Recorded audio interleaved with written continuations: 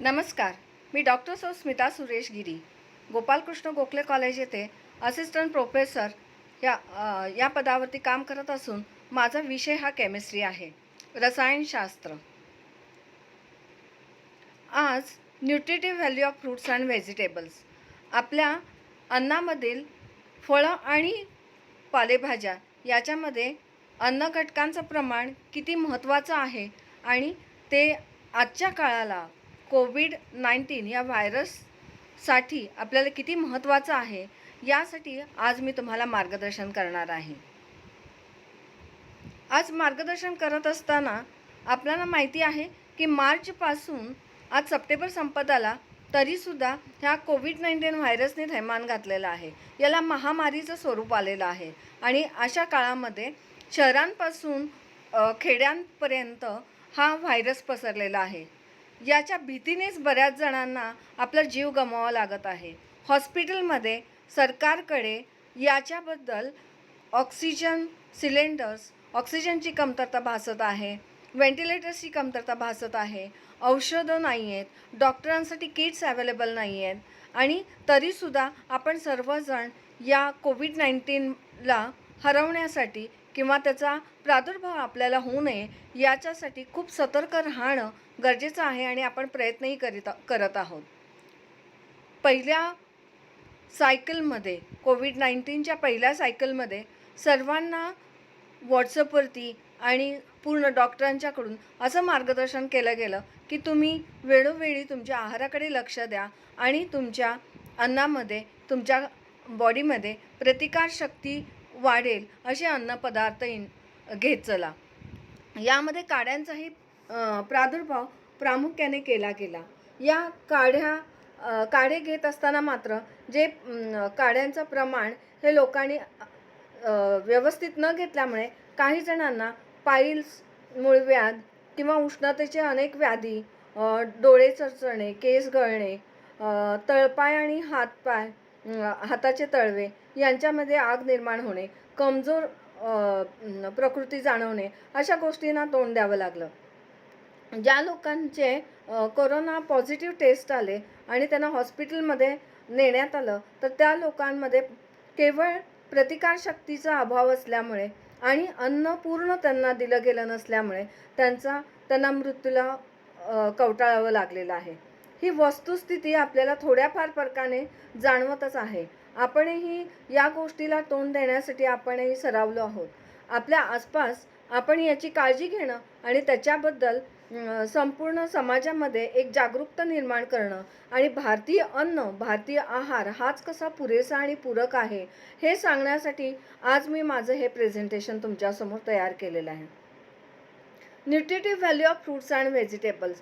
आपण वेस्टर्न घाट इथे राहत असल्यामुळे, आपला एरिया येत असल्यामुळे, कोल्हापूर जिल्हा येत असल्यामुळे आपण जर पाहिलं तर आपल्याकडे काळी मातीतून जे निर्माण झालेले व्हेजिटेबल्स आहेत, भाज्या आहेत, फळभाज्या आहेत, फळं आहेत, काही औषधी वनस्पती पण आहेत. तर यांचा आपल्याकडे खूप मोठ्या प्रमाणात वापर होतो. पण या औषधी वनस्पतींचा, फळांचा आपण आपल्या अन्नामध्ये काही खोट्या म्हणूया किंवा एक फार सुधारलो आहोत अशा पद्धतीने आपण पिझ्झा त्याच्यानंतर रेडीमेड फूड्स ह्याचा जास्त इंटेक करू लागलो होतो. या पूर्ण 10 वर्षाच्या काळामध्ये आपण जर बघितलं तर वेफर्स, त्याच्यानंतर रेडीमेड फूड्स आणि फळांचा मात्र आपण पूर्ण टाळत होतो. आपली जे मुलं आहेत आता 10 वर्षाच्या पर्यंतची, तर ती मुलं फळं खाण्यासाठी अशी उत्सुक नसतात. त्यामुळे बोरं असतील, पेरू असेल, बेरीज असेल, उंबराचं फळ असेल, तर ही फळं न खाल्ले गेल्यामुळे त्यांच्यामध्ये बऱ्याच प्रमाणात बऱ्याच एलिमेंट्सचं, मूलद्रव्यांची कमतरता जाणवून येते की ज्याच्यामुळे आपलं रक्त एनरिच होतं, समृद्ध होतं, आपल्याला ताकद मिळते, आपल्याला पुरेशी एनर्जी मिळते, आपली विचारशक्तीला चालना मिळतो, आपले आचार विचार आणि बिहेवियर हे मेंटेन राहतं. तर या कारणासाठी आपण अन्नाला जास्त महत्त्व देणं आणि अन्नातूनच, औषधांपेक्षा अन्नातूनच आपल्या बॉडीमध्ये ताकद निर्माण करणं अत्यंत महत्त्वाचं आहे. आणि हाच तो काळ आहे की आता आपण आपल्या अन्नाकडे, आपल्या ताकदीकडे आपण जास्त लक्ष देणं गरजेचं आहे. Nutrients substances obtain from food that provide nourishment. पूर्ण अन्न घटक आणि रक्त तयार करण्यासाठी जे कुठले पदार्थ वापरले जातात त्याला आपण न्यूट्रियंट्स असं म्हटलेलं आहे. मॅक्रोन्यूट्रियंट्स आणि मायक्रोन्यूट्रियंट्स. या मॅक्रोन्यूट्रियंट्स असतात ते एनर्जी तयार करतात, तर मायक्रोन्यूट्रियंट्स हे आपल्याला संरक्षण मिळवून देतात. मॅक्रोन्यूट्रियंट्समध्ये कार्बोहायड्रेट्स, फॅट्स, प्रोटीन्स याचा समावेश होतो, जे आपल्याला भाजीतून, चपातीतून, भाकरीतून, दुधातून आपल्याला मिळतात. आणि मायक्रोन्यूट्रियंट्स मात्र आपल्याला खूप काळजीपूर्वक घ्यावे लागतात, जे बदाम, मनुका, त्याच्यानंतर फळं आहेत आणि सॉल्ट आहे, त्याच्यामधून आपण व्हिटॅमिन्स आणि मिनरल्स घेऊ शकतो. त्यामुळे मॅक्रोन्यूट्रियंट्स आणि मायक्रोन्यूट्रियंट्स यांचा समतोल जर आपल्या आहारामध्ये आपण मेंटेन केला तर आपल्याला जी रोगप्रतिकारक शक्ती आहे तर ती आपल्यामध्ये नक्कीच निर्माण होऊन आपण येणाऱ्या कोणत्याही व्हायरसला किंवा रोगाला आपण प्रादुर्भाव करू शकतो. फ्रूट्स आणि व्हेजिटेबल्समध्ये जे न्यूट्रियंट्स असतात ते पाणी, carbohydrate, protein, fats, vitamins, minerals आणि बायोॲक्टिव्ह कंपाऊंड अशा प्रकारात ते आपल्याला मिळतात. त्यामुळे फ्रूट्स दररोज एक तरी फ्रूट खावं आणि व्हेजिटेबल आपल्या जेवणामध्ये एक तरी पालेभाजी आणि उसळ असावी पूर्ण 24 तासांच्या अन्नामध्ये. म्हणजे आपलं रक्तसुद्धा या water, carbohydrate, protein, fats, vitamins, minerals आणि बायोॲक्टिव्ह कंपाऊंडनी एनरिच होईल आणि आपल्याला कुठेही कमजोर वाटणार नाही आणि आपली बुद्धीसुद्धा तेवढ्या सजगतेने काम करू शकेल. यामध्ये पाण्याचं जे महत्त्व आहे तर ते पाणी याच्यासाठी की आपल्या बॉडीमध्ये जे काही वाहून न्यायची क्रिया असते तर ते हे पाण्यामुळे होऊ शकते. त्यामुळे पाण्यामध्ये हवेतून गेलेले घटक असेल, अन्नातून गेलेले घटक असेल किंवा आपल्या फळ आणि व्हेजिटेबल्स याच्यामार्फत गेलेले जे काही घटक असतील तर ते घटक वाहून न्यायचं, प्रत्येक टिश्यूला ते पुरवायचं आणि पुन्हा ते वेस्ट म्हणून बाहेर काढायचं. या सगळ्या गोष्टीसाठी आपल्याला पाण्याचं अत्यंत महत्त्व आहे. कमीत कमी आपल्या वयोमानानुसार आपल्या बॉडीमध्ये 24 तासामध्ये कमीत कमी 3.5 लिटर पाणी हे गेलेलं असलं पाहिजे. 3.5 ते 5 लिटर हा पूर्ण डेव्हलप झालेल्या माणसाच्या बॉडीसाठी आवश्यक असलेलं पाणी आहे. आणि हे पाणीसुद्धा स्वच्छ आणि कोणत्याही मायक्रोब्सशिवाय असावं, म्हणजे ते पाणी आपल्या बॉडीमधला pH मेंटेन करतं, आपलं टेम्परेचर बॉडीचं मेंटेन करतं आणि आपल्या टिश्यूज, आपल्या सेल्स ज्या बनत असतात, ज्या दर मिनटाला बोलतात, ज्या दर मिनटाला तयार होतात आणि ज्या दर मिनटाला नाहीशा होतात, अशा असंख्य टिश्यूज असतात की ज्यांचं कार्य हे आपल्या प्रत्येक ॲक्टिव्हिटीनुसार होत असतं. तर त्यांना पूर्णत्व द्यायचं, त्यांचं pH मेंटेन करायचे, त्यांची डेव्हलपमेंट करायची आणि त्यांना पुन्हा नाहीसं करायचं. ह्या सगळ्यांसाठी जी काही एनर्जी लागते आणि जे काही टेम्परेचर मेंटेन करावं लागतं ते सगळं हे पाण्यामुळे होत असतं. त्यामुळे प्रत्येक व्यक्तीने आपल्या बॉडीमध्ये किंवा आपल्या डे टू डे लाईफमध्ये आपल्या ॲक्टिव्हिटीनुसार पाण्याचा इंटेक हा प्रॉपर 3.5 लिटर ते 5.5 लिटर इतका मेंटेन केलेला असला पाहिजे. फ्रूट्स आणि व्हेजिटेबल्समधून मिळणारे आपल्याला जे कार्बोहायड्रेट्स आहेत तर ते कार्बोहायड्रेट्स हा घटक आपल्याला पाण्यानंतर तितकाच महत्त्वाचा आहे. म्हणजेच आपल्या भारतीय अन्नामध्ये पोळी आणि भाकरी याचा जो समावेश आहे तो परिपूर्ण हा कार्बोहायड्रेटसाठी आहे. म्हणून मी प्रत्येक खेपेस ज्या वेळेला एखाद्याला आपल्याला कमजोर झाल्यासारखं वाटतं तर त्यांना मी सजेस्ट करत असते की तुम्ही चपाती, भाकरी ह्याचा इंटेक तुम्ही वाढवा. कार्बोहायड्रेट्स हे व्हेजिटेबल्समध्ये 90% हा ड्राय किंवा शुष्क मॅटर असतो. ह्याचे 3 ग्रुप्स होतात.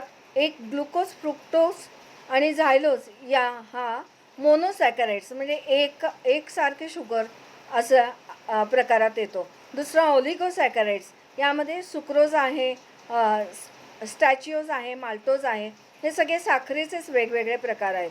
आणि तिसरा आहे तो पॉलिसॅकराइड्स. याच्यामध्ये जास्त प्रमाणात वेगवेगळ्या आणि विविध प्रकारचे असतात. त्यांचं नाव आहे स्टार्च, सेल्युलोज, हेमिसेल्युलोज, हे पॉलिसॅकराइड्स आहेत. त्यामुळे कार्बोहायड्रेट्स या 3 प्रकारातून कुठल्या ना कुठल्या प्रकारे आपल्या इंटेकमध्ये त्याचा अवलंब करणं आपल्याला खूप गरजेचं आहे. RDA for carbohydrates is 130 gram per day, म्हणजे एक चपाती, एक भाकरी ही आपल्याला प्रत्येक आहारामध्ये दिवसातून जर आपण 2 वेळा अन्न घेत असेल तर दोन्ही वेळेला 130 ग्रॅम एका दिवसाला आपल्या अन्नामध्ये गेलेली असली पाहिजे. आपल्याला ती तेवढी मिळणं गरजेचं आहे. आज भारतामध्ये जवळजवळ 33% वरती लोकसंख्या ही अन्नाविना त्यांना त्यांचा जीव गमवावा लागतो. मालन्यूट्रिशन यामध्ये लोकांचा समावेश होतो. यात कर्मचारी खूप मोठ्या प्रमाणात आहेत. आणि दुसरा आहे तो तरुण वर्ग. तरुण वर्गाचा मी मुद्दामूनच यामध्ये उल्लेख यासाठी करते की केवळ फिजिक मेंटेन करण्याच्या नादामध्ये तरुणी ह्या कार्बोहायड्रेटचा इंटेक टाळतात आणि खोटं अन्न आपल्या पोटामध्ये भरून त्यात ताकद ह्या आपल्या अन्नामधली कमजोर करून टाकतात. तर मला सर्वांना असंच सांगायचं आहे की तुमचं इंटेक हे तरुण वयातच जर तुम्ही ठेवलं तर तुमचे ऑर्गन्स, अवयवसुद्धा तेवढ्याच चांगल्या प्रकारे तुम्हाला साथ देत राहतील. आणि जे काही तुमचं आयुष्य असेल, जे काही तुमचं घड्याळ लागलं असेल तुमच्या श्वासाचं, तर ते तुमचं प्रॉपर मेंटेन होत राहील. प्रोटीन हा त्यानंतरचा घटक आहे. हा प्रोटीन आपल्यासाठी आपल्या रिपेरिंग बॉडीमध्ये जर एखादी टिश्यू ही डॅमेज झालेली असेल तर त्या टिश्यूला रिपेअर करायचं काम आपल्याला लागतं. खर्चटतं, आपण उडी मारतो, आपण चालत असतो, केस आपले आपण विंचरताना ते निघतात, ओढले जातात. आपल्यामधले बॉडीज आहेत, एन्झाईम्स आहेत, हार्मोन्स आहेत, तर एनर्जी तयार होत असते. यावेळेला बऱ्याच टिश्यूज किंवा सेल्स डॅमेज होत राहतात. तर या टिश्यूना ताकद द्यायची, त्यांना रिपेअर करायचं आणि पुन्हा रिपेअर करून रिफ्रेश करून आपल्या प्रत्येक ॲक्टिव्हिटी ह्या तेवढ्याच ॲक्टिव्हपणे दर दिवशी त्या वाढवत राहायचं आणि त्याच्यामध्ये नाविन्यपूर्ण ताकद येऊन, एनर्जी येऊन आपली बॉडी ही मेंटेन ठेवायची. यासाठी प्रोटीन्स याचं महत्त्व खूप आहे. तर हा प्रोटीन्स हेही आपल्याला चपातीमधून, गहूमधून, त्याच्यानंतर रव्यामधून, त्याच्यानंतर आपण जे इंटेक करत असतो त्यामध्ये फायबर्स असतात, विटॅमिन्स असतात. तर त्यामध्ये आपल्याला प्रोटीन जर घ्यायचं असेल तर जे काही कडधान्य आहे तर त्यामधून आपला प्रोटीन इंटेक हा आपण प्रॉपरली मेंटेन करायला हवा. हे रिकव्हरिंग करायचं आणि इम्युन सिस्टीम बूस्टिंग करण्यासाठी प्रोटीनचं महत्त्व खूपच महत्त्व आहे. RDA for protein is 34 to 56 grams, म्हणजे एक शेंगदाण्याचा लाडू जर तुम्ही खाल्लेला असेल तर तो शेंगदाण्याचा लाडू हा आपल्या बॉडीमध्ये तेवढंच प्रोटीन मिळवून देतो. प्रेग्नन्सी पिरियडमध्ये आणि जर तुम्हाला वीक वाटत असेल किंवा तुमचं जास्त एक्झर्शन होत असेल तर अशा काळामध्ये हाच प्रमाण, प्रोटीनचं प्रमाण हे 71 ग्रॅम 80 ग्रॅम असं असावं. फॅट्ससुद्धा मला हे सांगताना खूपच आनंद होत आहे की आपली ह्युमन बॉडी ही फॅट्स, प्रोटीन्स, मिनरल्स, विटॅमिन्स यांनी बनत जाते. ज्याचं प्रमाण, ज्याचं इनटेक हे तुमच्या बॉडीला प्रत्येक ऑर्गन्सचं ऑइलिंग करण्यासाठी आणि प्रत्येक वेळेला ते योग्य प्रकारे ॲक्टिव्ह आहे की नाही या कारणासाठी आपल्याला ते महत्त्वाचं असतं. त्यामुळे आपल्या बॉडीमध्ये फॅट्स असणं म्हणजेच तुमच्या बॉडीतले जे नाजूक अवयव आहेत त्याला ते भिंतीसारखं काम करतं, प्रोटेक्शन देत असतं. त्यामुळं काही प्रमाणात फॅटसुद्धा आपल्या बॉडीमध्ये त्यांचं रोलप्रमाणे जे असतात तर तेवढे मेंटेन करणं गरजेचं आहे. आणि भारतीय अन्नामध्ये ते नक्कीच आहेत.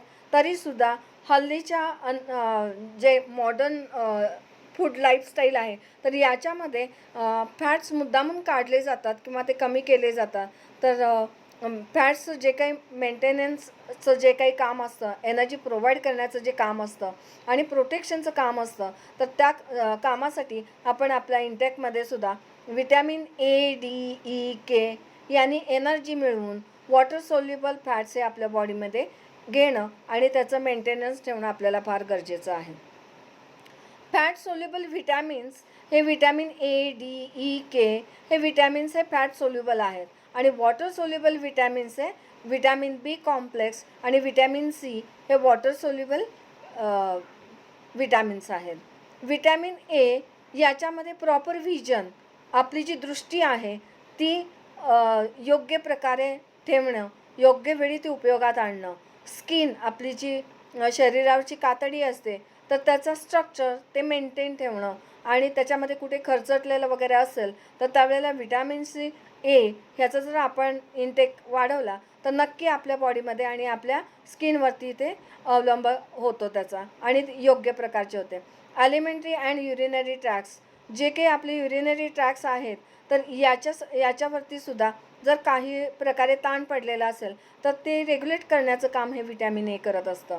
इन्फेक्शन जर आपल्याला हवेतून, पाण्यातून आणि इतर मार्गाने अन्नातून सुद्धा होऊ शकतं, तर ते जर झालेले असतील तर ते इन्फेक्शन कमी करण्याचं काम हे व्हिटॅमिन ई करत असतं. ह्या व्हिटॅमिन ए जर आपल्या बॉडीमध्ये कमी असेल तर आपल्याला रातआंधळेपणा हा येऊ शकतो आणि याच्यामुळे डोळ्यांच्या, स्किनच्या, आपल्या जे काही सेन्सिटिव्ह ऑर्गन्स आहेत तर त्यांच्या योग्य फंक्शनसाठी व्हिटॅमिन ए हे आपल्या अन्नामध्ये घेणं अत्यंत गरजेचं आहे, की जे आपल्याला आपल्या व्हेजिटेबल्समधून मिळतं. रिच इन बेटा carotene may reduce the risk of lung cancer and certain oral cancer. Vitamin एची जर कमतरता आपल्या बॉडीमध्ये असेल तर वेगवेगळ्या प्रकारचे कॅन्सर्स होण्याची शक्यता असते आणि त्यामुळे व्हिटॅमिन ए हे आपल्या बॉडीमध्ये अन्नामध्ये असावंच आणि ते अन्न हे व्हिटॅमिन ए रिच असं असावं आणि त्यामुळे कॅरट, मुळा, गाजर, काकडी याचाही प्रादुर्भाव आपल्या अन्नामध्ये असावा, जो असतोच. पण हल्ली मॉडर्न लाईफस्टाईलमुळे या सॅलडकडे कोणी लक्ष देत नाहीत किंवा खूप कमी प्रमाणात आत्ताचा तरुण वर्ग घेत असतो, तर त्यांनी पुन्हा आपल्या सौंदर्याकडे, आपल्या बॉडी ऑर्गन्सकडे आणि आपल्या ताकदीकडे लक्ष देऊन व्हिटॅमिन एचा इंटेक वाढवावा. व्हिटॅमिन डी हे आपल्या बोन्स जर जे हाडं असतात, जर आपला बॉडीचा ढाचा असतो तर तो ढाचा प्रॉपर राहण्यासाठी त्या हाडांचं एकमेकांशी जुळणं आणि त्याच्यामधली ताकद तेवढीच मेंटेन असणं फार गरजेचं असतं आणि ती ठिसूळ होऊ नयेत आणि ती हाडं जर एकदा झिजायला लागली किंवा त्यांच्यामध्ये जर काही डिफेक्ट्स निर्माण झाले तर आपण व्यवस्थित उभं राहू शकत नाही, चालू शकत नाही आणि आपल्या बॉडीमध्ये मग ते डिफिशियन्सीज निर्माण होत राहतात. आणि व्हिटॅमिन डी हे कॅल्शियम ॲब्सॉर्प्शनसाठी सुद्धा खूप महत्त्वाचं असतं.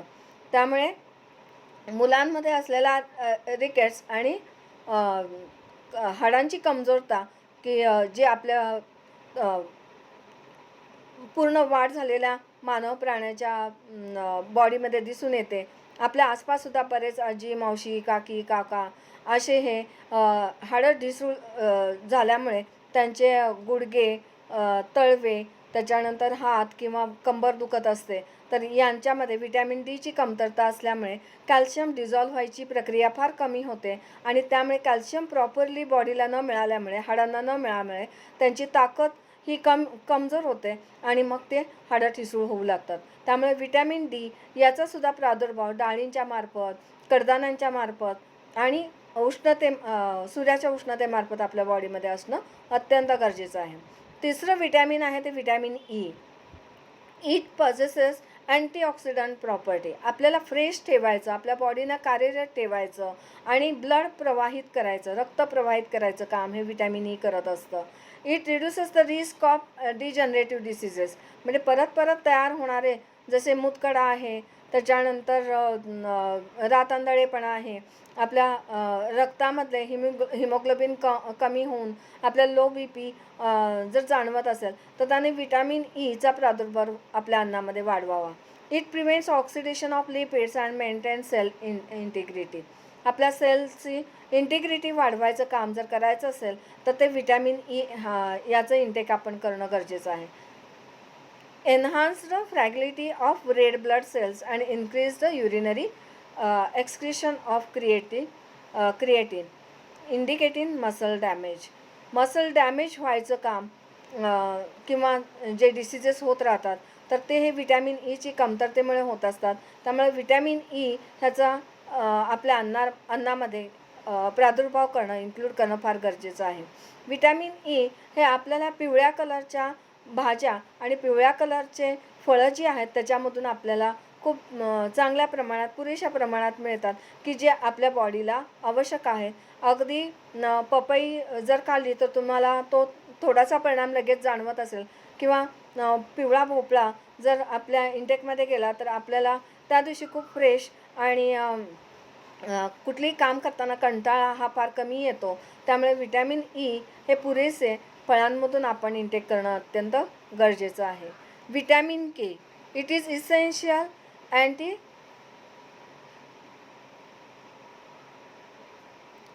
hemorrhagic vitamin. It is necessary for clotting of blood and necessary for liver functioning. ज्याच्यामध्ये विटॅमिन ईचं प्रमाण हे कमी असतं तर त्यानं जर एखादी जखम झाली तर त्या जखमेमध्ये रक्त लगेच साकळत नाही आणि रक्ताचा प्रवाह कंटिन्यू राहतो. त्यामुळे बॉडीमध्ये विकनेस येण्याचीही शक्यता असते.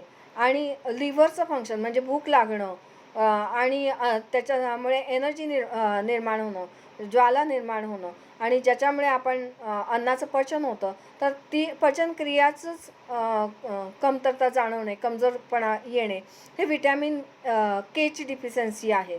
आणि यामुळे prolonged blood clotting time which may lead to internal haemorrhage and uncontrolled bleeding. खूप आपण समाजामध्ये वावरत असताना ऐकलं असेल की कोणाचं तरी मृत्यू हा मेंदूमध्ये ब्लड साकळून झालेला आहे.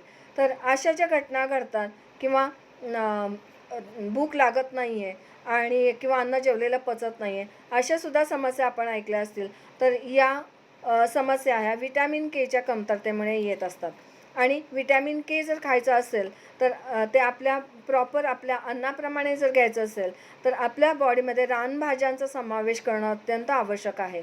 या रानभाज्या, शेंगा, घेवडा, शेवगा हे जर आपण घेत राहिलो, डाळिंबासारखे जर फळ खात राहिलो तर विटॅमिन के हे आपल्या बॉडीला जितकं गरजेचं आहे तितकं आणि तशा प्रमाणात पूर्ण रक्तामध्ये ते व्यवस्थित मिसळेल. आपल्याला वेगळ्या गोळ्या घेण्याची आवश्यकता भासणार नाही. विटॅमिन बी कॉम्प्लेक्स हे सगळ्यात महत्त्वाचं, की मला वाटतं प्रत्येक घरामध्ये आपल्या ह्या विटॅमिन बी कॉम्प्लेक्सच्या गोळ्या ह्या ओल्ड एजच्या लोकांना आपण चालू केलेल्या असतील. त्यामुळे विटॅमिन बी कॉम्प्लेक्स घ्या. केस तुटत आहेत, डोळ्यांचा अंधेरा येतो आहे, चष्म्याचा नंबर वाढलेला आहे, चालताना हाडं दुखत आहेत, तर अशा वेळेला सर्रास डॉक्टर सजेस्ट करतात की तुम्ही विटॅमिन बी कॉम्प्लेक्स घ्या, की जे कडधान्यांमधून खूप चांगल्या प्रकारे आपल्याला मिळत राहतं. पण हल्ली कडधान्यांचा सुद्धा समावेश हा नवीन पिढी करताना दिसत नाही आणि त्यामुळे बऱ्याच मुलांना केस पांढरे झालेले, चष्मे लागलेले, त्यांच्या अंगामध्ये कमजोरी असलेले, उंची व्यवस्थित न वाढलेले असे डिफिशियन्सीज दिसून येतात. त्यांना खूप काही करायचं असतं पण त्यांची बॉडी साथ देत नाही आणि यावेळेला मात्र त्यांना मग विटॅमिन बीच्या टॅबलेट ह्या घेणं गरजेचं असतं. त्यामुळे thiamine, riboflavin, nicotinic acid, pantothenic acid, pyridoxine, folic acid ह्याचं प्रमाण हे विटॅमिन बी कॉम्प्लेक्समध्ये असल्यामुळे हे कोएन्झाईम्स आपल्या बॉडीसाठी आणि मेटाबॉलिझमसाठी खूप आवश्यक असतात. ह्यांचं जर कमतरता आपल्या बॉडीमध्ये जर असेल तर मगाशी मी सांगितलेले जे डिफिशियन्सीज आहेत तर ते डिफिशियन्सी दिसून येतात आणि त्यामुळे आपल्या अन्नामध्ये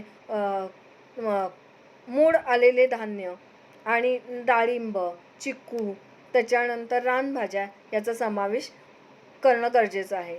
विटॅमिन सी तर प्रत्येकच वेळेला, प्रत्येक लोकांसाठी, प्रत्येक कुठल्याही क्षेत्रामध्ये किंवा कुठल्याही एरियामध्ये राहत असलेली जर व्यक्ती असेल तर त्यांना विटॅमिन सी हे आपल्या अन्नामध्ये इन्क्लूड करणं गरजेचंच आहे.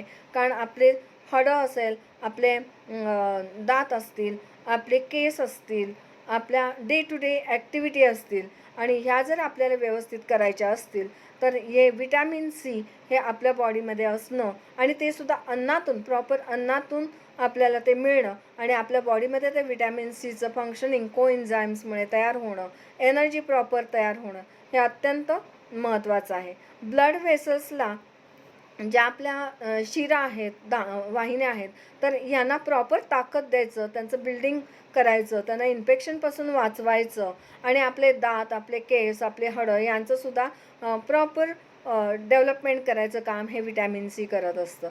आणि यात सॉफ्ट आणि ब्लेंडिंग गम्स, बऱ्याच जणांना रक्त येत असतं हिरड्यांमधून, दात वयाच्या आधीच पडून जातात, डोळ्यांना चष्मा लागतो, नजर कमजोर व्हायला लागते आणि त्यामुळे विचारसरणीवरती पण परिणाम होतो. तर त्याने व्हिटॅमिन सी हे इनटेक करणं अत्यंत गरजेचं आहे. मिनरल्स जे मिळतात आपल्याला फ्रूट्स आणि व्हेजिटेबल्समधून, तर ते मिनरल्स आहेत calcium, phosphorus, iron, sodium, potassium, magnesium आणि झिंक. हे 7 जे मिनरल्स आहेत हे आपल्या मातीमध्ये सुद्धा आणि आपल्या झाडांमध्ये सुद्धा खूप मोठ्या प्रमाणात त्यांच्या डेव्हलपमेंटसाठी सुद्धा गरजेचं असतात. म्हणजे आपण जे व्हेजिटेबल्स आणि फ्रूट्स आपण अन्नासाठी परावलंबी आहोत, त्यामुळे ज्या फळांमधून आणि भाज्यांमधून आपल्याला हे 7च्या 7 घटक मिळत असतील, अशा फळांचा आणि भाज्यांचा आपल्या डे टू डे इंटेकमध्ये त्याचा समावेश करावा. ह्यात कॅल्शियम जे मिनरल आहे, तर हे कॅल्शियम आपल्या पूर्ण बॉडीचं जे स्केलेटन आहे, दात आहेत आणि मसल्स आहेत आणि हार्ट आणि नर्वस सिस्टीमचे जे आपले ठोके आहेत, ते प्रॉपर जर यायचे असतील, पडायचे असतील आणि आपल्याला पण इझी वर्कआउट करायचं असेल किंवा इझी आपल्या डे टू डे ॲक्टिव्हिटीजमध्ये भाग घ्यायचा असेल, तर कॅल्शियम हा मिनरलचं अत्यंत महत्त्व आहे. त्याच्यानंतर फॉस्फरस हे हेल्दी बोन्स आणि टीथ आणि न्यूक्लिक ॲसिडचं कॉम्पोनंट आपल्या बॉडीमध्ये प्रॉपरली रेग्युलेट होण्यासाठी आणि न्यूट्रियंट्स आणि मेटाबॉलिझम, चयापचय क्रिया हे प्रॉपर होण्यासाठी फॉस्फरस हे मिनरलची पण आपल्याला गरज आहे. आयर्न, तुम्हाला माहिती आहे की आपल्या रक्तामध्ये जो लाल कलर येतो तो या आयर्न ह्या मिनरलमुळे येतो. हिमोग्लोबिन तयार होणं, रेड ब्लड सेल्स, लाल ज्या आपले ब्लड सेल्स आहेत, तर त्या तयार होणं आणि त्यांच्यामार्फत जे ऑक्सिजन आणि अन्न घटक वाहून नेले जातात, तर याच्यासाठी आयर्न हा घटक खूप महत्त्वाचा ठरतो. व्हेरियस ऑक्सिडेशन अँड रिडक्शन म्हणजेच पंपिंग जे होत राहतं आपल्या हार्टमध्ये, तर याच्यासाठी सुद्धा आयर्न अत्यंत महत्त्वाचं आहे. आयर्नचं जर इंटेक कमी झालेलं असेल तर चक्कर येणे, भोवळ येणे, आपल्या डोळ्यासमोर अंधारी येणे, विचार करत असताना विचाराची शृंखला तुटणे आणि मग आपण इरिटेट होऊन इतरांना आरडाओरडा करत प्रत्येक गोष्टीत इरिस्पॉन्सिबलप्रमाणे वागत राहतो. तर याच्यासाठी आयर्नचं इंटेक हे वाढवणं अत्यंत गरजेचं आहे. आयर्न हा आपल्यामध्ये जी लाल भाजी मिळते, त्याच्यानंतर बीट जे आहे किंवा मांस जे आहे किंवा अंडं जे आहे, तर त्याच्यामधून आपल्याला ह्या मिनरल्सची पूर्तता होत राहते. पोटॅशियम हे 4थं मिनरल आहे की जे कॉन्जुगेशन ऑफ सोडियम आहे. It is necessary to maintain osmotic balance and keep cells in shape. म्हणजेच काय, जर पोटॅशियम आपल्या बॉडीमध्ये प्रॉपर असेल तर त्याचं बरोबर संयोग सोडियम बरोबर पावतो आणि आपल्या बॉडीमध्ये जे काही ऑस्मॅटिक बॅलन्स आहे, आपला श्वास जो आहे तर तो नियंत्रित राहतो. पण जर पोटॅशियमचं जर प्रमाण कमी असेल तर त्याचा संयोग सोडियम बरोबर सुद्धा कमी होतो. सोडियम जर फ्री झाला तर तुम्हाला माहिती आहे आपल्याला हाय बी पी आणि लो बी पी या प्रॉब्लेम्सला आपल्याला फेस करावं लागतं. त्यामुळे जर ब्लड प्रेशर तुमच्या बॉडीचं जर रेग्युलेट ठेवलं तर तुमचा श्वासोश्वास आणि तुमच्या हृदयाचं पंपिंगसुद्धा अगदी नॉर्मल प्रकारे होत राहील. तुम्हाला भीती वाटणार नाही, तुम्हाला स्वेटिंग येणार नाही आणि त्याच्यामुळे तुम्ही रेग्युलरली तुमचं वर्क करू शकता. ज्यांना बी पीचा प्रॉब्लेम असतो ते कोणतेही काम करताना सतत घाबरलेले जाणवतात, तर तुमची मनाची ताकद म्हणजे श्वासोश्वासाची ताकद जर तुम्हाला वाढवायची असेल तर पोटॅशियम मिनरलकडे तुम्ही लक्ष द्यायला हवं. नंतर आहे मॅग्नेशियम. कॅल्शियमचं जे महत्त्व आहे तर कॅल्शियमला विरघळवण्याचं काम हे मॅग्नेशियम करत असतं. आणि त्यामुळे कॅल्शियम आणि मॅग्नेशियम हे दोन्ही पण जर बॉडीमध्ये असेल तर तुमची बोन्समध्ये जे कॅल्शियम बिल्डअप करण्याची जी प्रक्रिया असते तर ती अगदी सुलभपणे होत राहते. आणि त्या आपल्या फ्रूट्स आणि व्हेजिटेबल्समध्ये जे घेतलेलं मॅग्नेशियम आहे आणि कॅल्शियम आहे तर ते प्रॉपरली आपल्या हाडांपर्यंत पोहोचून आपले दात, आपले केस, आपली दृष्टी आणि आपली हाडं ही व्यवस्थितरित्या कार्यरत राहतात, परत डेव्हलप होत राहतात आणि त्यांचं कार्य सुरळीत असल्यामुळे आपल्याला सुद्धा कॉन्फिडन्स हा प्रत्येक कार्य करताना, जिना चढताना असेल, एखादी च आपल्याला परीक्षा असेल तर आपल्याला थोडी भीती वाटत राहते. पण कॅल्शियम, मॅग्नेशियम आणि हे मिनरल्स, विटॅमिन्स जर तुमच्या बॉडीमध्ये प्रॉपर असेल तर ती भीती वाटण्याचं प्रमाण हे खूप कमी असतं. Bioactive compounds R phytochemicals. हे जे आपल्याला या फ्रूट्स आणि व्हेजिटेबल्समधून मिळत राहतात त्यांचं महत्त्व तर अनन्यसाधारण आहे. हे सबस्टन्स जे आहेत, हे पदार्थ जे आहेत म्हणजेच बायोॲक्टिव्ह आणि फायटोकेमिकल कंपाऊंड्स, तर हे आपल्या पूर्ण बॉडीचं कार्य हे रेग्युलेट ठेवत राहतात आणि रिबर्थ होणं, आपलं वय वाढणं किंवा आपल्या वयानुसार आपले कार्यक्षमता वाढणं हे अत्यंत गरजेचं असतं. तर हे ह्या बायोॲक्टिव्ह कंपाऊंड्समुळे मेंटेन केलं जातं.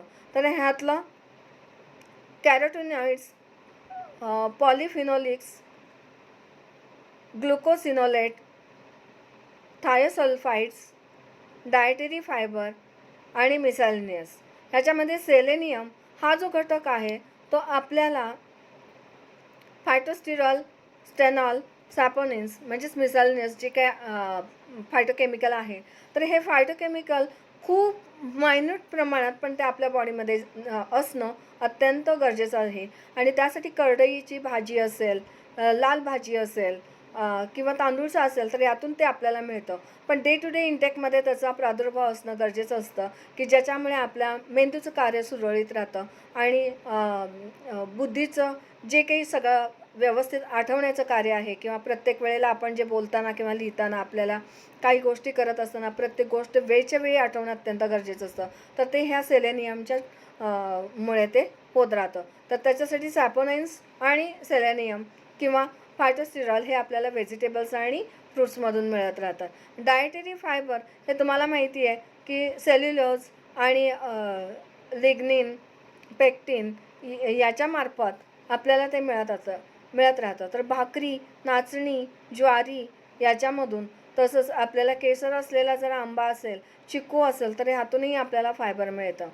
जो काही सालं आहेत, बटाट्याचं साल असेल, वांग्याचं साल असेल, फळांची सालं असतील तर या साळांमध्ये सुद्धा आपल्याला हे फायबर हे चांगल्या प्रमाणात मिळतं की जे आपल्या इंटेकमध्ये कुठेही अडथळा न येता आपल्याला जितकं पाहिजे तेवढं ते फायबर आपल्या बॉडीमध्ये मिळून जातं. आणि जे काही वेस्टेज मटेरियल किंवा पॉयझनस की आपल्याला बॉडीला नको असलेले जे पदार्थ आहेत तर ते पदार्थ काढून टाकण्याचं काम हे फायबर करत असतं. त्यामुळं फायबरचं महत्त्वही तेवढंच आहे. जर ते फायबर नसेल आणि जर हे पॉयझनस मटेरियल आपल्या ब्लडमधून सर्क्युलेट होत असेल तर आपल्याला खूप मोठ्या प्रमाणात इचिंग व्हायला सुरुवात होते. आपले लिव्हरला प्रॉब्लेम येतात, लिव्हर फंक्शनिंगला प्रॉब्लेम येतात, रेग्युलर रक्त तयार होत नाही आणि मग ते जर प्रमाण वाढायला लागलं तर निश्चितच आपल्याला नॉशिया, चक्कर येणे, लोकांचा तिरस्कार वाटणे, एकमेकांबद्दल प्रेमभावना न निर्माण होणे या गोष्टीला आपल्याला सामोरं जावं लागतं. त्यामुळं फायबर ह्याचा पण अतिरेक करून चालत नाही. कारण ज्या वेळेला फायबर हे पुरेशा प्रमाणात असतं त्यावेळेला आपल्या बॉडीमध्ये आपण जे वेस्ट आहे तर ते जर योग्य वेळी जर ते बाहेर पडून गेलं तर आपल्या बॉडीतलं फंक्शनिंगसुद्धा अगदी ॲक्टिव्हली होत राहतं.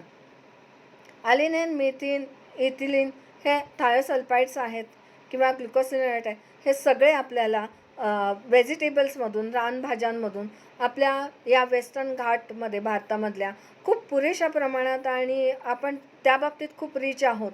पण त्याच्याकडे या काळामध्ये किंवा या 10-15 वर्षामध्ये फार दुर्लक्ष होत चाललं आहे आणि त्यामुळे अशा रानभाज्या असतील आणि कडधान्य असेल तर याचं आपण पुन्हा वापर आपल्या अन्नामध्ये करणं अत्यंत गरजेचं आहे.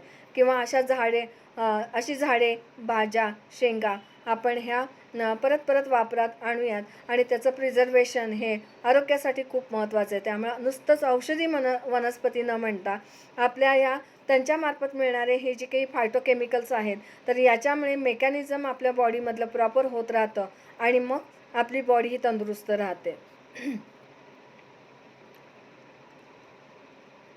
आपण जो काही बटाटा आपल्या अन्नामध्ये घेत राहतो, तर या बटाट्याचा साल जी आहे, पेल, तर ती किती महत्त्वाची आहे बघा.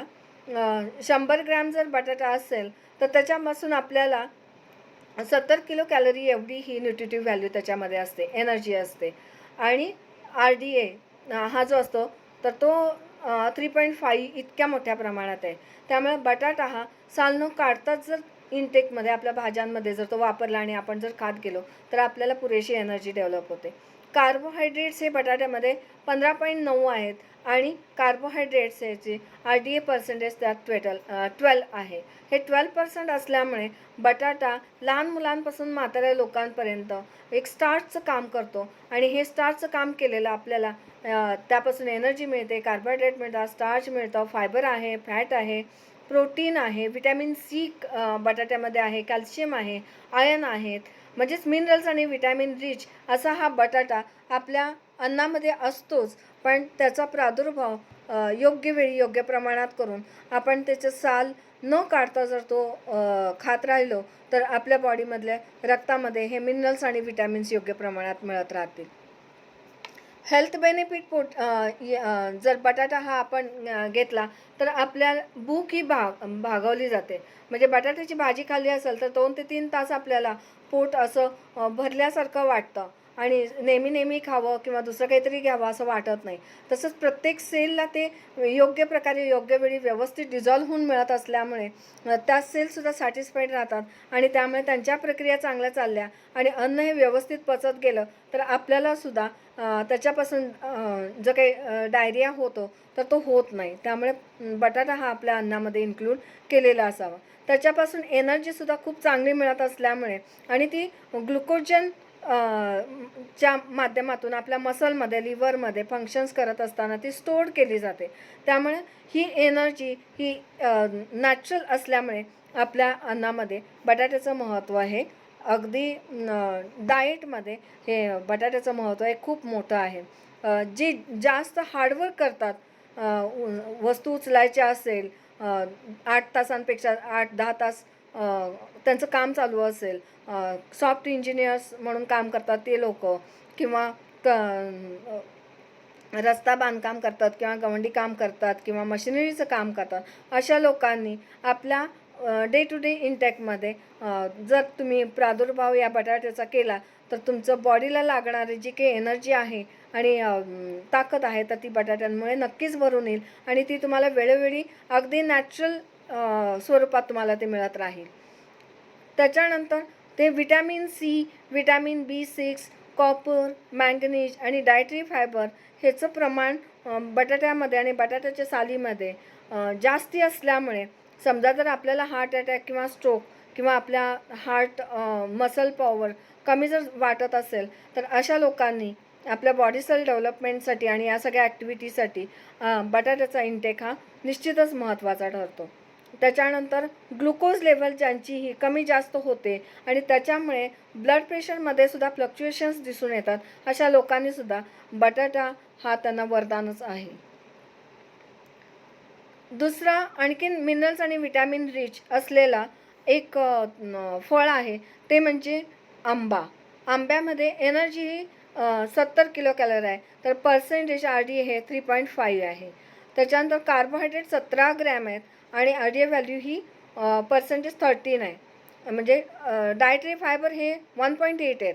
त्यामुळं आंबा जर एखाद्याने इंटेक केलेलं असेल, एक आंबा जो की 100 ग्रॅमचा आहे, तर त्याला minerals, energy, vitamin, calcium, iron हे अगदी मुबलक प्रमाणात त्याच्या बॉडीमध्ये मिळत राहतं आणि त्याच्या ॲक्टिव्हिटी किंवा त्याच्या ज्या ब्लड सेल्स असतील, टिश्यू असेल, जे काही रिपेअरिंग व्हायचं काम असेल, तर हे रिपेअरिंगही खूप चांगल्या प्रकारे होतं आणि त्यांना प्रॉपर लागणारे हे सगळे मिनरल्स, व्हिटॅमिन्स, कॅल्शियम हे त्याला मुबलक प्रमाणात मिळतं आणि इझी मध्ये ते रक्तामध्ये डिझॉल्व्ह होत राहतं आणि त्यामुळे ते सगळ्या टिश्यूंपर्यंत व्यवस्थितरित्या मिळतं. त्यामुळे एक आंबा खाल्लेला असेल, तर तो आंबा हा तुमच्या पूर्ण बॉडीला प्रत्येक प्रकारचे मिनरल्स आणि व्हिटॅमिन्स मिळवून देतं. ताकद मिळवून देतं. तसेच नुसतं आंबाच नाही तर एक पपई असेल किंवा पिवळ्या कलरची ऑरेंज, मोसंबी,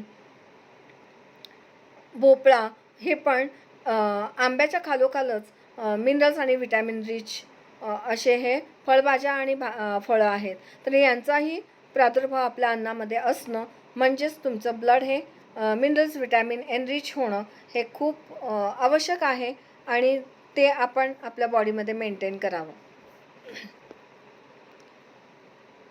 बॉडी बिल्डिंग किंवा ॲनेमिया रक्ताचं प्रमाण जर कमी असेल तर त्यांना आयर्न हा खूप मोठ्या प्रमाणात लागतो. तर त्यांनी मँगो, आंबा हा त्यांनी आपल्या आहारामध्ये घ्यावा आणि हा जर आंबा तुम्ही कंटिन्यू ठेवलेला असेल तुमच्या तर ही कमतरता तुमची भरून येते.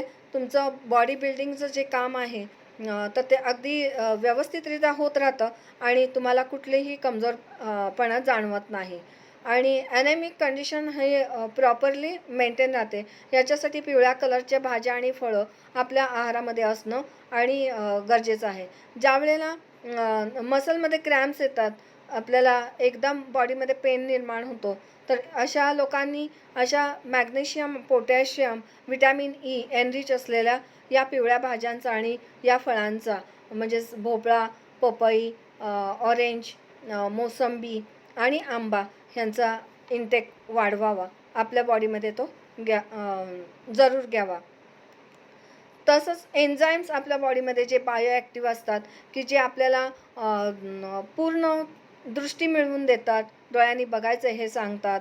त्याच्यानंतर हाताने तुम्हाला काही उचलायचं आहे, तुमच्या बॉडीमध्ये काही काम चालू असेल हार्टचं, लिव्हरचं, तर ते इनटेक आणि प्रॉपर करण्यासाठी जे एन्झाईम वर्क करत असतात, डायजेशन प्रॉपर करायचं काम जे एन्झाईम करत असतात, तर ते हे पिवळ्या कलरच्या भाज्या जर आपण खाल्लेल्या असतील आपल्या बॉडीमध्ये असेल तर आपल्या बॉडीमधले हे बॉडी बिल्डिंगचं आणि तसंच डायजेशनचं काम हे या पिवळ्या भाज्यातून पूर्ण होऊ शकतं. त्यामुळे आंब्याचा सुद्धा आपल्या बॉडीमध्ये या डायजेशनसाठी किंवा या इंटेस्टाईन प्युरिफाय करण्यासाठी आपल्याला अत्यंत उपयोग होतो. Beta carotene, vitamin C, B1, B12, B2, B3, B6, zinc आणि कॅल्शियम हे घटक आंब्यामध्ये असल्यामुळे आपल्या डोळ्यांपासून आपल्या पायांच्या नखांपर्यंत सर्व कार्य सुरळीत राखण्याचं काम हा आंबा करत असतो आणि म्हणूनच कदाचित आंब्याला हे फळांचा राजा असं म्हटलं असेल. ह्याचा वास जो आहे हा एकदम सुंदर असा येतो आणि त्यामुळे काही मटण जे करत राहतात तर कुकिंगसाठी सुद्धा हा खूप इझिली वापरला जातो. तिसरा जो एनरिच या पूर्ण घटकाने मिनरल्स व्हिटॅमिन्सनी खूप श्रीमंत असलेलं तिसरं जे फळ आहे ते आहे द्राक्ष. द्राक्ष 100 ग्रॅम जर द्राक्ष आपण जर घेतले असेल तर 69 किलो कॅलरी एवढी एनर्जी आपल्याला मिळते. Calcium, iron, magnesium, potassium, vitamin C, vitamin A ह्यांनी हे एनरिच असलेलं द्राक्ष आपल्याला वेळोवेळी आपल्या बॉडीमध्ये जर काही पॉयझनस घटक निर्माण झालेले असतील, फ्री रॅडिकल्स तयार झाले असतील तर ते काढून टाकण्याचं काम अत्यंत उत्कृष्टरित्या करत राहतात. त्यामुळे डायटरी फायबर असेल, एनर्जी असेल, कार्बोहायड्रेट असेल, ज्याची कमतरता आपल्या हाडांना, आपल्या डोळ्यांना, आपल्या ऑर्गन्सला जाणवत राहते, अशा वेळेला द्राक्षाचा प्रादुर्भाव मनुकाच्या स्वरूपातून का होईना पण आपल्या दिवसभराच्या इंटेकमध्ये जर आपण ठेवलेला असेल तर आपल्याला खूप चांगल्या प्रकारे आपल्या ब्लडमध्ये ताकद निर्माण होते आणि वेळोवेळी आपण फ्रेशली इतर कामांमध्ये ॲक्टिव्ह राहतो. हे व्हिटॅमिन ए, सी, B6 आणि फोलेट यांनी एनरिच असलेले हे द्राक्ष हे minerals potassium, calcium, iron, phosphorus, magnesium आणि सेलेनियम, जसं मी बुद्धीचं कार्य सांगितलं सेलेनियममुळे, मॅग्नेशियम हे कॅल्शियम डिझॉल्व करण्यासाठी, फॉस्फरस हा आपला बॉडीचा स्टाचा किंवा ढाचा जो आहे तो सरळ ठेवण्यासाठी, आयर्न हे रक्तामधली ताकद आणि वाहून नेण्याची कार्यक्षमता वाढवण्यासाठी आणि कॅल्शियम दात आणि आपले मसल्स ह्यांना जोडणारा जो हाडं आहे तर त्यांच्यामध्ये ताकद निर्माण करण्यासाठी जे आपल्याला पाहिजे असलेले घटक आहेत तर हे या द्राक्षामध्ये जास्त प्रमाणात असतात. फायटोकेमिकल्समध्ये फ्लेवोनॉइड्स ह्यांनी प्रमाण चांगलं असल्यामुळे अँटीऑक्सिडंट म्हणूनही याचा चांगला उपयोग होतो. आणि जे काही फ्री रॅडिकल्स आहेत किंवा पॉयझनस घटक आहेत किंवा वय वाढतं ज्यामुळे, तर ते घटक आपल्या बॉडीमधून काढून टाकल्यामुळे आपण आपल्या बॉडीचं मेंटेन चांगल्या प्रकारे करू शकतो. कार्यक्षमता आणि तारुण्य हे जपू शकतो. हे लॅक्झेटिव्ह फूड आहे. याच्यामुळे ऑर्गॅनिक ॲसिड, शुगर आणि सेल्युलोज याचं प्रमाण भरून निघतं आणि त्यामुळे जेव्हा जेव्हा आपण द्राक्ष खाऊ किंवा मनुके खाऊ, तर आपल्या बॉडीमध्ये जे सेल्स आहेत, टिश्यू आहेत, त्यांनाही ताकद मिळत राहील. एक सर्वात चांगलं आणि डेली इंटेकमध्ये असलेलं आणि मोस्टली सर्वांनाच ते खाणं शक्य असलेलं अजून एक फळ आहे की जे मिनरल्स, व्हिटॅमिन्सनी एनरिच आहे, ते म्हणजे केळं. एक केळ खाल्लं 100 ग्रॅम त्याचं जर अंदाजे जर तेवढं त्याचं वेट असेल, तर आपल्याला 90 किलो कॅलरी एवढी एनर्जी मिळते. म्हणजेच जर इनटेक हा केळाचा केलेला असेल, तर ते केळ आपल्या बॉडीमध्ये ताकद भरून ठेवतं, स्टार्च निर्माण करतं, प्रोटीन, व्हिटॅमिन्स, फॅट्स ह्याचं योग्य प्रमाणात आपल्याला पुरवठा करतं. त्यामुळे एक केळ किंवा 2 केळ जर खाल्ले असेल, तर आपल्याला बऱ्याच वेळेला इतर अन्न खायची गरज वाटत नाही आणि ताकद भरल्यासारखी वाटते. हे याच कारणामुळे. त्यामुळे कार्बोहायड्रेटचं प्रमाणसुद्धा याच्यामध्ये 22.84 आहे.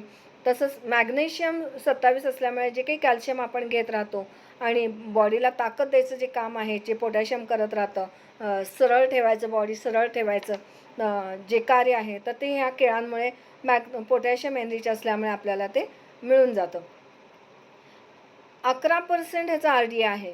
त्यामुळे जे काही डायजेशन होत राहतं, तर ते डायजेशन आणि फायबर ह्याच्यामध्ये मुबलक प्रमाणात असल्यामुळे फ्री रॅडिकल्स पुन्हा एकदा किंवा जे वेस्ट आहे किंवा एखादा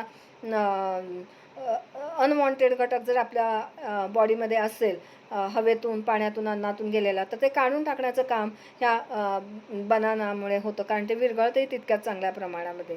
त्याच्यानंतर त्यात 13% हा मॅग्नेशियम आणि पोटॅशियम हे डिझॉल्व करण्याचं काम करतं. त्यामुळे ते डायरेक्टली आपल्याला हार्ट अटॅक, ब्लड प्रेशर याच्यापासून आपल्याला वाचवण्याचं काम आपसुकच होऊन जातं.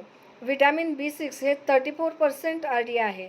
हा 34 डिझॉल्व होण्याची कॅपॅसिटी असल्यामुळे आपल्याला प्रॉपर नर्वस सिस्टीम हे मेंटेन ठेवायचं काम किंवा WBC, व्हाईट ब्लड सेल्स, की जे आपल्याला प्रतिकारशक्ती मिळवून देतात. बाहेरून येणाऱ्या कुठल्याही आघाताला थोपवून ठेवायचं काम हे व्हाईट ब्लड सेल्स करत असतात. तर हे पुरवण्याचं काम हे एक केळं करत राहतं. त्यामुळं केळ हे असं फळ आहे की जे आपल्या दररोजच्या आहारामध्ये असणं अत्यंत आवश्यक आहे.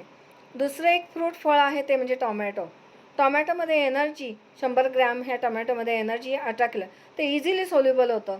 कार्बोहायड्रेट्स कमी असेल तरीसुद्धा त्याच्यामध्ये व्हिटॅमिन एचं प्रमाण 833 आहे आणि एनरिच असल्यामुळे, पोटॅशियम एनरिच असल्यामुळे आणि डायटरी फायबरसुद्धा 1.2 ग्रॅम असल्यामुळे जेव्हा जेव्हा टोमॅटोचा ज्यूस किंवा टोमॅटो आपल्या इंटेकमध्ये येत राहील, त्या वेळेला आपल्या टिश्यूज किंवा आपल्या सेल्स ज्या डॅमेज होत असतात किंवा त्यांच्या ॲक्टिव्हिटी कमी होत आलेल्या असतील किंवा प्रेशर, आपल्या ब्लडचं प्रेशर कमी जास्त होत असेल, तर याच्यामध्ये हा टोमॅटो हा आपल्याला लाभदायक ठरतो. हे लायकोपिन पिगमेंट असल्यामुळे ह्याच्यात की जे व्हायटल अँटीऑक्सिडंट म्हणून वापरलं जातं किंवा उपयोगात येतं. तर हे कॅन्सरस सेल्स ज्या तयार होत राहतात, तर ह्या तयार होऊ न देण्याचं काम हे पिगमेंट करत राहतं. त्यामुळे टोमॅटोचं हे तसं महत्त्व औषधी पण आहे आणि एनर्जेटिक पण आहे की जे आपल्या बॉडीला गरजेचं आहे. हार्ट प्रोसेस जे असतात किंवा bioavailability of the lycopene actually increases rather than the anticipated decreases. या मोठ्या प्रमाणात ॲक्टिव्हिटीज घडत राहिल्यामुळे टोमॅटोचं महत्त्वसुद्धा आपल्या अन्नामध्ये अनन्यसाधारण आहे. ह्यात विटॅमिन्स आणि मिनरल्सही मुबलक प्रमाणात असल्यामुळे 40% ह्याचा RDA असल्यामुळे हे व्हिटॅमिन C हे तितक्याच प्रमाणात आपल्या बॉडीला मिळवून देत असल्यामुळे लाल टोमॅटो किंवा हिरवे टोमॅटो हे तितकेच आपल्या दररोजच्या आहारात महत्त्वाचे आहे. याच्यामध्ये पोटॅशियमची कमतरता, पोटॅशियमची मात्रा ही चांगल्या प्रमाणात असल्यामुळे आपल्या ब्रेनचे जे काही ब्रेनची हेल्थ आहे, आपल्या बुद्धीची जी ताकद आहे, आठवणे, वेळच्या वेळी आपल्या बॉडीला सूचना पुरवणे, हे सगळं कार्य हे या पोटॅशियममुळे होत राहतं. तर हे पोटॅशियमची मात्रा विटॅमिन के हे टोमॅटोमध्ये चांगल्या प्रमाणात असल्यामुळे विटॅमिन के हा टोमॅटो हा आपल्या आहाराला अत्यंत पूरक आहे. एकूणच काय तर आपलं भारतीय अन्न, भारतीय थाळी ज्याच्यामध्ये 2 चपात्या, 1 बाउल भात, एक वाटी करी किंवा आमटी, 1 चमचाभर तूप, सॅलडमध्ये टोमॅटो, गाजर, कांदा, काकडी आणि उसळ आणि एक भाजी आणि लोणचं आणि स्वीटमध्ये आपण म्हणूयात की एखादा हलवा किंवा खीर असं जर असेल तर पूर्णत्वाने आपल्या बॉडीमधलं आपलं ब्लड जे आहे हे ताकदवान राहतं. हीच ताकद आपल्या बॉडीतल्या सर्व ॲक्टिव्हिटीज चांगल्या ठेवण्याचं काम करतं आणि त्याच्यामुळे आपल्याला कॉन्फिडन्स बिल्डअप होतो. ज्यावेळेला तुमची बॉडीच वर्कमध्ये नसते तर आपण कुठल्याही प्रकारचं काम हे करत असताना आपल्याला थोडंसं भीती वाटत राहते आणि मग आपण काम करताना झिजकतो आणि ही झिकझिक थांबवण्याचं काम हे आपलं अन्न पूर्ण करत असतं. त्यामुळं हे न्यूट्रियंट आणि एनरिच असलेला आपला आहार याच्यामध्ये मी मुद्दामूनच आज फळं आणि भाज्या यांचा समावेश केलेला आहे आणि हे आजच्या कोरोनाच्या काळात माझी सर्वांना हात जोडून एकच विनंती आहे की आपलं अन्न हे तुम्ही थांबवू नका. कुठल्याही प्रकारचं बाहेरचं आणि कुजवलेलं थोडक्यात फ्रॅगमेंट केलेलं कुठलंही अन्न तुम्ही घेऊ नका. तुम्ही ताजं अन्न घ्या आणि जितक्या चांगल्या प्रकारचं एनरिच असलेल्या विटॅमिन्स आणि मिनरल्स असं रिच असलेल्या फळं आणि भाज्या ह्यांचा तुमचा अन्नामध्ये प्रादुर्भाव असू देत. मगाशी सांगितल्या पद्धतीने भारतीय अन्न हे पूर्ण अन्न आहे. दूध आणि पूर्ण अन्न जर घेत असाल तर नक्कीच तुम्हाला कुठल्याही व्हायरस आणि कुठल्याही रोगांचा प्रादुर्भाव हा होणार नाही. कारण ते काम हे आपल्या रक्तामार्फतच रोगप्रतिकारक शक्ती वाढून तुम्हाला ते ताकद पूर्ण रक्ताला मिळून जाईल आणि जेणेकरून तुमची संपूर्ण कार्यक्षमता ही योग्य प्रकारे होत राहील. हार्टबीट चांगले होतील आणि हार्टबीट चांगले रेग्युलर राहिल्यामुळे तुम्हाला बी पीचा सुद्धा कुठलाही त्रास जाणवणार नाही. तेव्हा फ्रूट्स, व्हेजिटेबल्स हे प्रोटेक्टिव्ह फूड म्हणून खूप महत्त्वाचे आहेत आणि विटॅमिन्स, मिनरल्स, बायोटिक कंपाऊंड्स आणि एनर्जी की जी साखर, नॅचरल शुगर आपण म्हणूयात की जी या फळांमधून आणि व्हेजिटेबल्समधून आपल्याला मिळते. प्रोसेस्ड साखर जी आहे की जी साखर कारखान्यातून आपल्याकडे येते त्याच्यापेक्षा हे फळांचे ज्यूस आणि व्हेजिटेबल्स याचा जर आपल्या अन्नामध्ये प्रादुर्भाव केला तर आपलं बॉडीमध्ये ती स्ट्रेंथ निर्माण होईल, रोगप्रतिकारक शक्ती निर्माण होईल आणि आपण कुठल्याही व्हायरस आणि रोगांना आपण पूर्णत्वाने त्याला फेस करू शकू. आभारी आहे.